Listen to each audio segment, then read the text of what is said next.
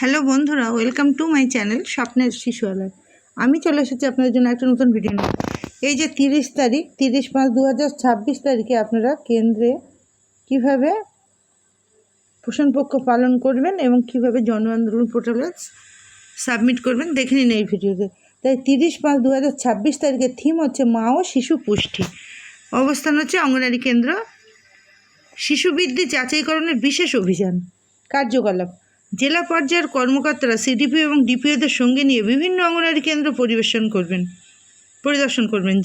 সেখানে অঙ্গনারী কর্মী শিশুদের ওজন ও উচ্চতা সঠিকভাবে পরিমাপ করেছেন এবং পোষণ ট্র্যাকার সেই তথ্য নির্ভুলভাবে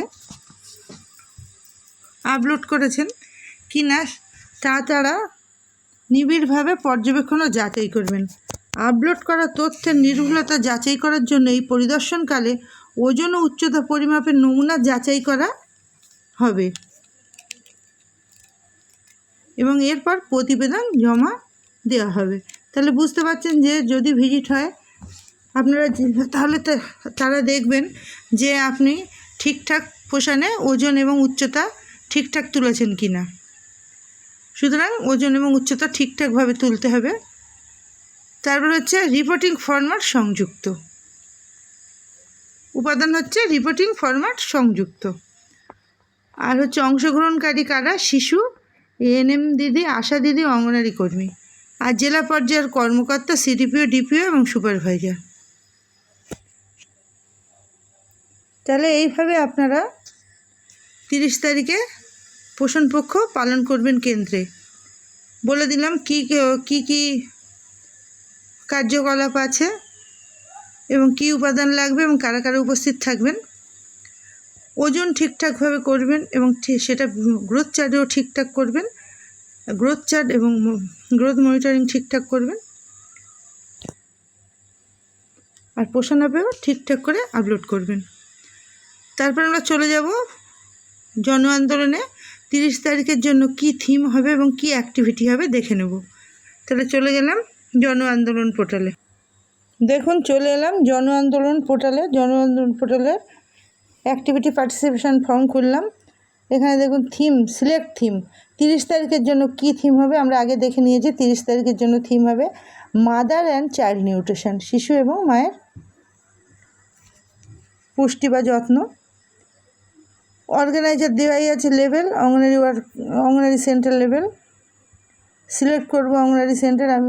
আপনি যে কেন্দ্রের করবেন সেটি সিলেক্ট করে নেবেন। আমি আমার নিজের কেন্দ্রের করব, সেই জন্য আমি আমার নিজের কেন্দ্রটি সিলেক্ট করে নিলাম।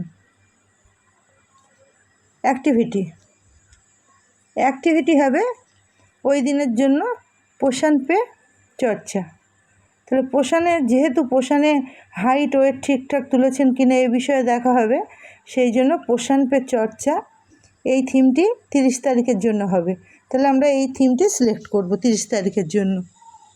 যেহেতু পোষণে হাইট ওয়েট ঠিকঠাক হয়েছে কিনা কর্মকর্তারা সেগুলো যাচাই করবেন, সেই জন্য পোষণ পে চর্চা এই অ্যাক্টিভিটিটি সিলেক্ট করবেন।